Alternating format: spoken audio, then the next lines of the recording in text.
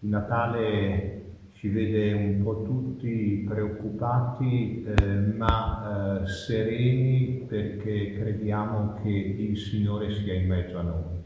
È un Natale faticoso, ma è un Natale di sfida, è un Natale di impegno, è un Natale in cui siamo chiamati ad andare alle radici del mistero del Natale. Messaggio di Natale del Patriarca di Venezia Monsignor Francesco Moraglia, che domani, dopo la messa in Basilica di San Marco, che Antenna 3 trasmetterà in diretta a partire dalle 10, condividerà il pranzo di Natale in centro storico, alla mensa della Caritas a Latana. Di fronte a noi c'è la possibilità di un vaccino che ci dà speranze, però abbiamo bisogno anche di trarre una lezione da questa pandemia, e cioè recuperare i rapporti personali, la fragilità come cifra dell'uomo. Chi è stato provato da questa pandemia ha fatto un'esperienza unica nella sua vita. Il Patriarca Francesco ha ribadito anche l'importanza della comunicazione. Grazie per il lavoro che voi fate, l'informazione è la base dei rapporti umani in una società,